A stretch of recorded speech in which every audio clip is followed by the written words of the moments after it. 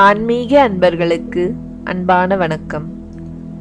நமசிவாய வாழ்க, நாதன் தாழ்வாழ்க. இன்றைய பதிவில் சுவாமி ஐயப்பன் தோன்றிய வரலாற்றை பற்றியும் இருமுடிக்கட்டு உணர்த்தும் தத்துவத்தை பற்றியும் இந்த பதிவில் பார்ப்போம்.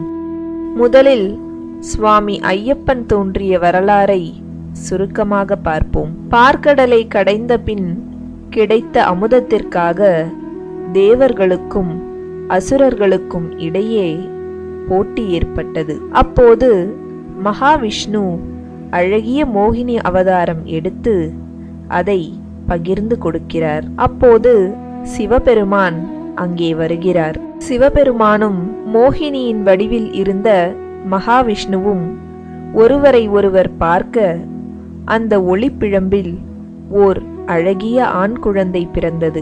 அவரே ஐயப்பன் ஆவார். ஐயப்பனின் அவதார நோக்கமே மகிஷி என்ற அரக்கியை வதம் செய்வது. மகிஷம் என்றால் எருமை என்று பொருள். இவள் எருமை தலையும் மனித உடலும் கொண்ட பெண். இவள் பிரம்மதேவரிடம் தனக்கு இரவா வரம் வேண்டும் என்று வேண்டிக் கொள்கிறாள். அப்போது பிரம்மதேவர் இவ்வுலகில் பிறந்தவர்கள் கட்டாயம் ஒரு நாள் இறக்க வேண்டும் என்று கூற, அதற்கு அவள் சிவபெருமானும் மகாவிஷ்ணுவும் சேர்ந்த சக்தியால்தான் மரணம் எனக்கு நிகழ வேண்டும் என வரம் கேட்கிறாள். மேலும் ஒப்பற்ற ஆற்றலை வரமாக வேண்டும் என்றும் கேட்கிறாள். அந்த ஒப்பற்ற வரத்தால் உலக மக்களை துன்புறுத்துகிறாள்.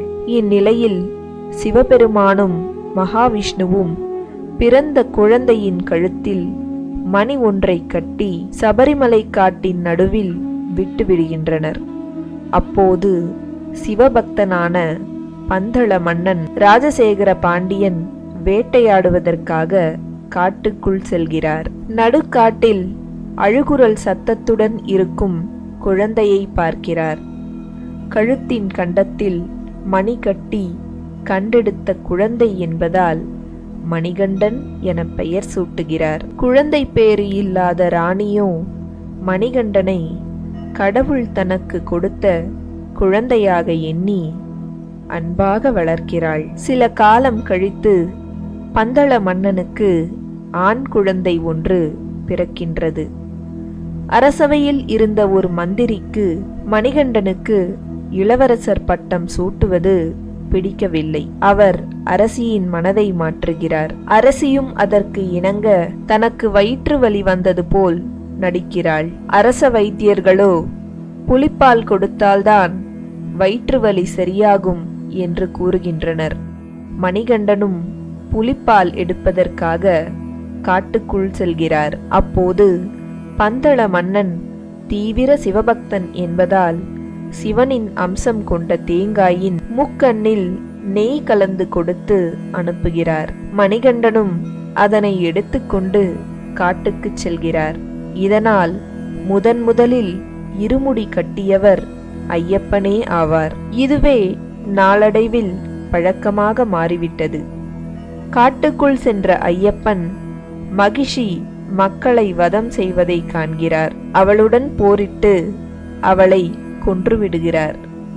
மகிஷியின் உடலில் சாப விமோச்சனம் பெற்ற அழகிய பெண் தன்னை திருமணம் செய்து கொள்ளுமாறு ஐயப்பனிடம் வேண்டி கேட்கிறாள். அப்போது ஐயப்பனோ தான் தீவிர பிரம்மச்சரியத்தை கடைபிடிப்பதாக கூறுகிறார்.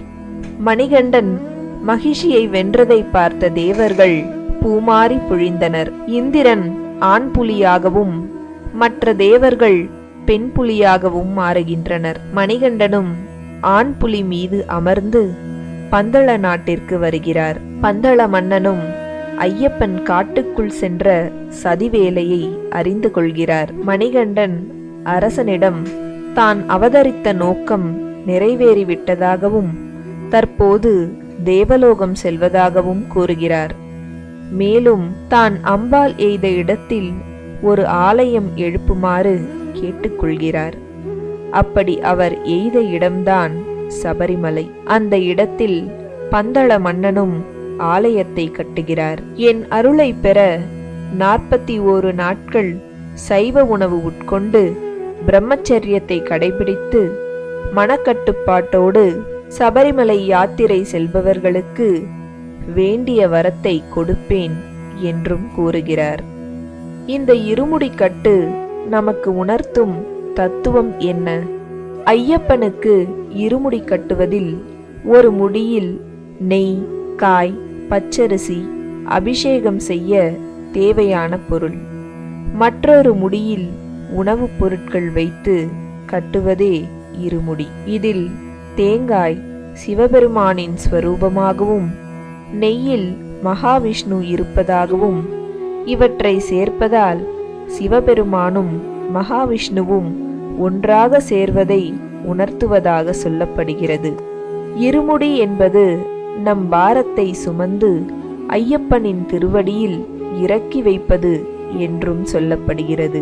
மானிடராய் பிறந்த நாம் நமக்கு இறைவன் மீது உள்ள பக்தி ஒரு முடியாகவும் உலக தேவைகள் மற்றொரு முடியாகவும் கூறப்படுகிறது.